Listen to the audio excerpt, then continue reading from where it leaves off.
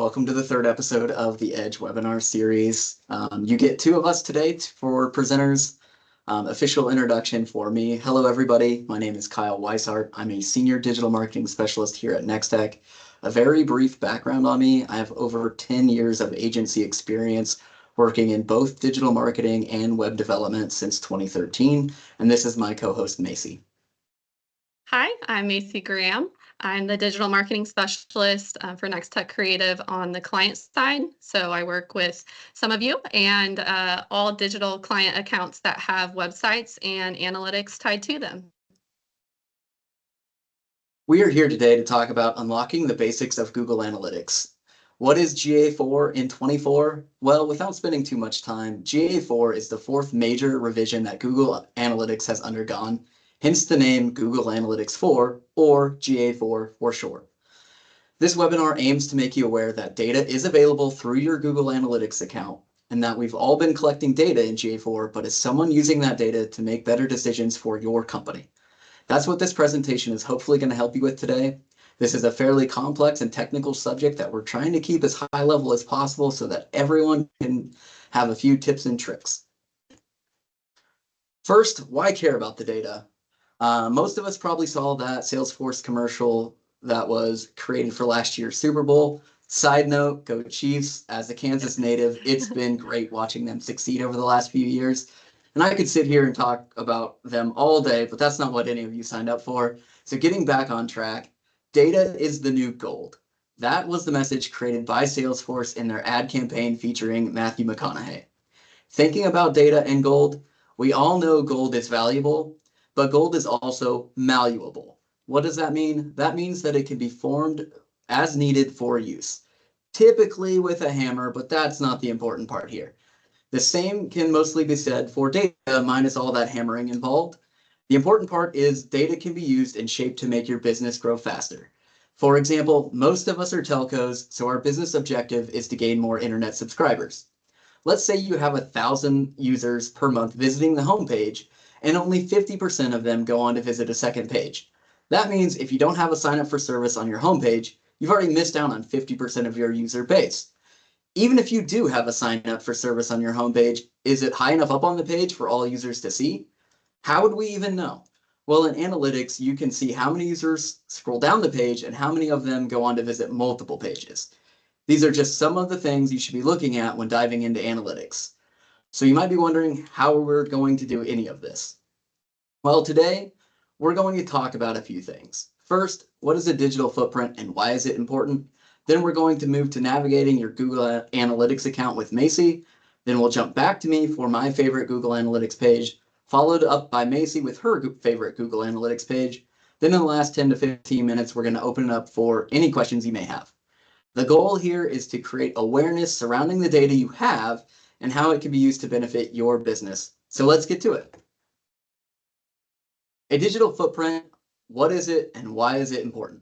Everyone here has a brick and mortar store. So think of your website as your digital store.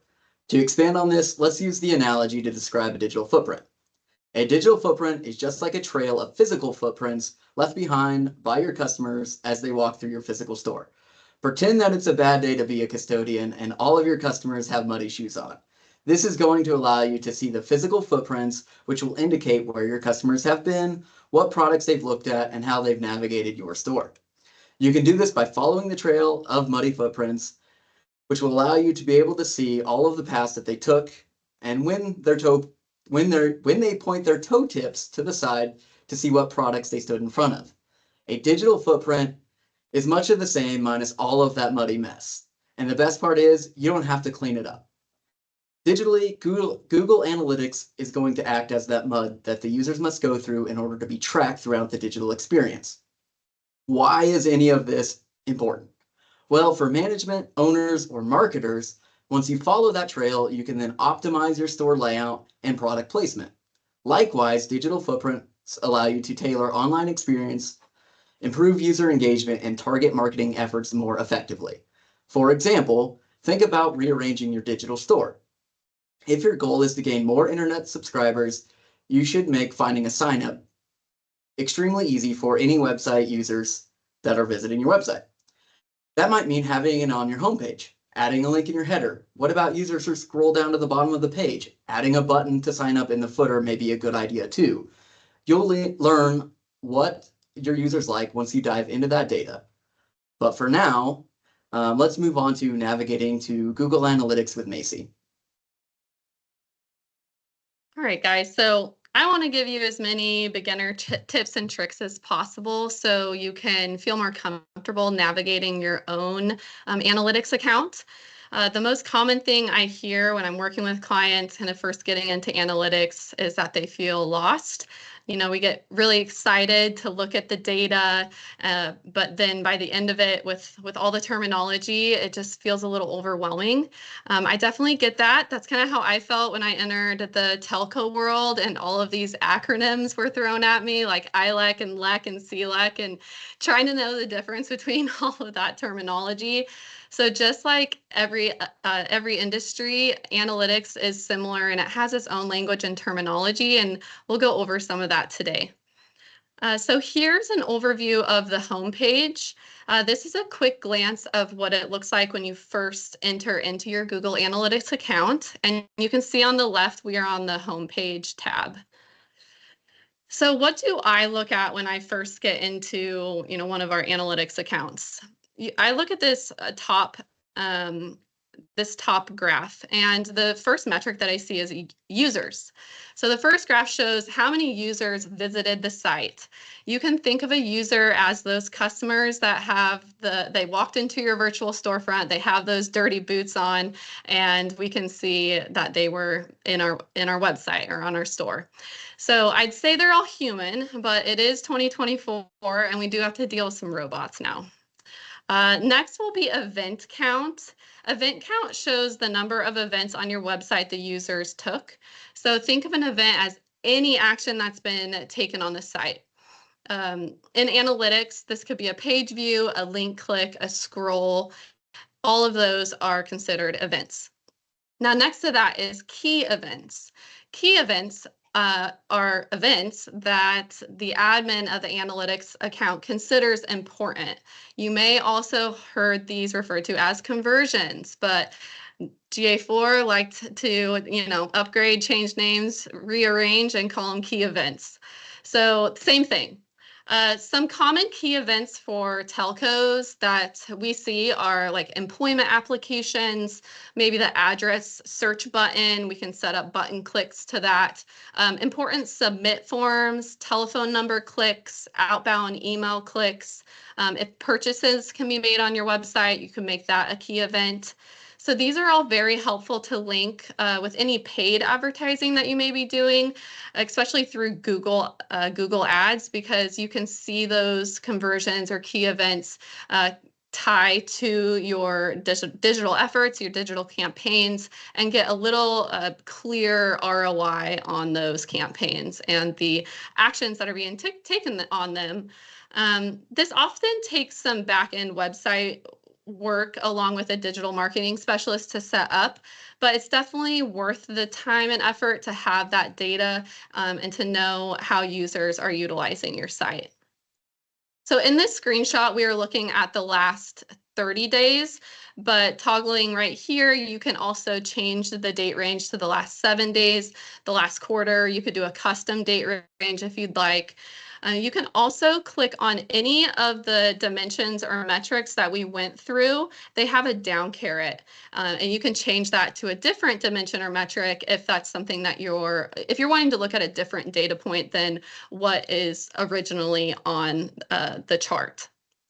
So not that you have to be an expert at this, but I think it is helpful to point out the difference between a dimension and a metric. So a dimension describes the what or the who of your data. So think of a city name, a user name, a device, a source, or a campaign name. Those would be examples of dimensions. Metrics provide how much or how many. So the number of sessions, page views, maybe your average session duration on a landing page, the key event count. So a number is considered a metric. I do have a couple more tips here on the home page. I just threw a lot of terms at you, right? So as a beginner, if you don't know what something means, you can often hover over the metric or dimension, and analytics will give you the definition or a link to an article to learn more. So I have some examples of that on the right side of the screen. If you were to hover over new users, it would say the number of users who interacted with your site or launched your app for the first time. If you were to hover over sessions, it would tell you the number of sessions that begin on your site or app. If you wanted to learn more about sessions, you could click on that link and it will send you to a Google article to learn more. The last example would be hover over views, and this gives you the definition, the number of page views on a website and screen views on an app in the selected date range. So I really liked that, especially as a beginner, first getting in here, it's hard to remember what all the terminology is. My other tip on the home page tab is to always check out this trend line. This is often where I'll catch where maybe the website got disconnected from the analytics account and you just see a deadline happen. If you do see that happen, hopefully we have caught that before you have, but it is something good to note. It's just a quick glance, you'll notice that deadline, and a digital marketing specialist can help you get that data source set back up and connected to your analytics account. The home screen also gives you options to click to reports. You could click to view real time or view report snapshot, which is what we're going to look at next. The first report we are going to look at is the reports snapshot. So the reports snapshot is the overview report displayed when anyone clicks on the reports tab in the left navigation. So we are just on the homepage tab and now we're on the reports tab. Any overview report can be set as the report snapshot and customized with this pencil over here in the top right.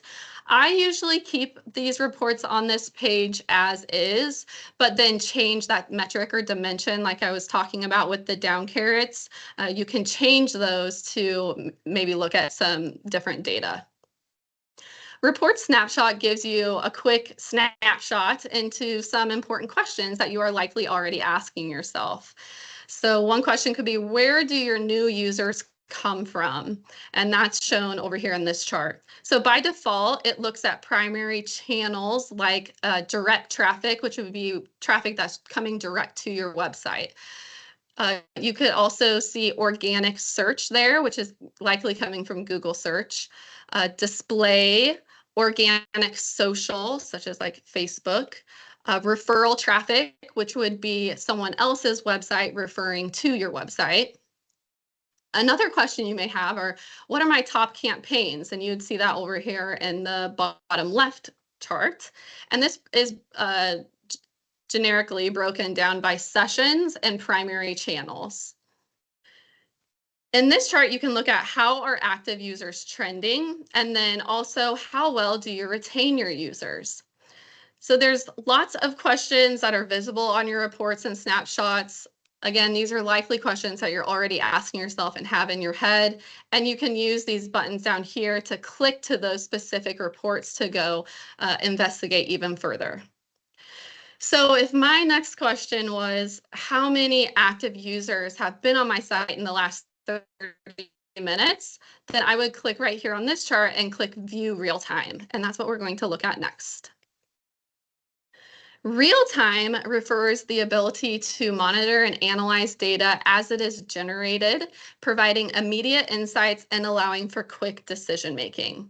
So as your digital marketing specialist, I come to this page often when I am setting up custom key events on the back end of your website, using Tag Manager, and then coming here to make sure that they're populating, they're firing properly, so they will populate as they're supposed to. As an owner of your site and of the analytics account, you may reference this page a little differently. If you're expecting traffic at the site at the exact time that you're checking it, you can get on real time and see what's happening in the moment. Or if you're curious how many users are on your site on a Monday morning, you could check then versus a Friday afternoon, you could check then. The real-time reports allows you to see current active users in the last 30 minutes and then in the last 5 minutes. You can look at users by first user source. That shows you the first user to the site. You can look at top active pages by views. You can also see the geographic locations of your active users in the moment. And then back to those kind of generic events that happen on your website, and then the custom key events that we can set up for you. So again, these are all customizable, and you can change out these metrics and dimensions to look at different data and to swap it out with the drop-down carrots. Now that you have an overview of the report snapshot in real time, I'm going to hand it back to Kyle to go over his favorite page. Thanks, Macy. My favorite page in Google Analytics is the traffic acquisition page. I absolutely love this page because it allows me to see how people are finding and getting to my website. And this isn't something you can typically get with a physical store, but it is made easy digitally. You might be wondering how we can get to this page in Google Analytics. So highlighted on the left, you can see how we can navigate to it. You can do so by going to Reports, Acquisition, then Traffic Acquisition. From this traffic acquisition page, you'll then want to start specifically looking at sources and mediums. Does most of your website traffic come directly, through referrals, or maybe even organic search? There are other ways users can get to your website, but let's just talk about these three. Direct traffic is when users can come directly to your domain. In our case, it's nextech.com. Users have to type that directly into the browser address bar to get to our site in order for them to be counted as direct traffic. There's not much we can do to increase this other than through general brand awareness marketing tactics. But what about referrals? Referrals are when users come from another website. You'll be able to see if they're coming from a local source like a newspaper who recently published an article about your company. You could contact that newspaper to see how you can provide more articles to be published or information that you can provide to them so that they can write additional articles so you can get website visitors from them again. Another referral example is a realtor website. Let's say that realtor website has a request services button for people that are trying to buy a home. What can you do with this information?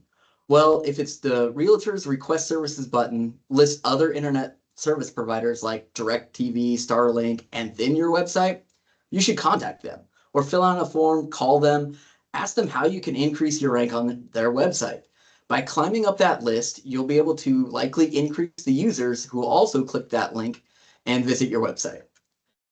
Let's move to organic search. Are your users coming from Google or Bing for their searches? Once you have that answer, you could potentially spend some marketing dollars to capitalize on that data. If 70% of your organic searches are coming from Google and 30% are coming from Bing, you can use that as a starting point for a paid search campaign budget split. Each one of these sources and mediums on this page tells a unique story, and there's multiple options on how you can use this data to benefit your business. And that's why traffic acquisition is my favorite Google Analytics page. Without getting too deep into this data, I'll turn it back to Macy for her favorite Google Analytics page. Yes, so my favorite page for similar reasons is under the reports tab, and then go to engagement, and then pages and screens. So this is my favorite because I have eyes on a lot of digital campaigns, and those digital campaigns are all tied to different pages and screens. And so coming to this engagement page, I can easily see the different pages here in this first column. One tip I do have is there's a plus button. I know it's really tiny on here. You probably can't see it, but there's a plus button here where you can add this second column, which will give you a second dimension. My most common one that I use is session source / medium, because it will give you the source and the medium that that landing page is referring to. You could also, if you had a specific UTM set up for a campaign, then you could look at that data as well. There's lots, you could pick which metric or dimension you'd want to show up here, but I like source and medium. And then you can look at all these different metrics such as views, users, views per user, average engagement time, key events, And if you did have an e-commerce connected to your analytics, you could also look at your total revenue. So I like to look at all of these parts of engagement. And for an example, it's at the very bottom. We could see from the screenshot that 14 key events happened on a home internet page from the source and medium Google Organic in the last 28 days. You can also see that the average engagement time for that home internet page was 40 seconds, and there were 534 users that viewed that page 785 times. So you can get a lot of data from just one page and knowing how to filter it and how to use it. All right. So that wraps up our Google Analytics kind of 101. It is constantly evolving and renaming and changing its layout. So that is why Nex-Tech Creative designates a digital marketing specialist to every client account and keeps all accounts updated with an accurate setup and connection. And though we highly encourage you to get into your own account and to explore, we also want to emphasize this is why we have jobs, and we are happy to manage and report your analytics to you and for our clients. And so we don't want you to feel overwhelmed or confused, but instead empowered and excited about your digital footprints. And if this sparked any questions specific to your company or to your website, please don't hesitate to reach out to one of us or to the lead on your account, and we'd be happy to set up a follow-up analytics meeting for you to go over it more. So we do have a few minutes left.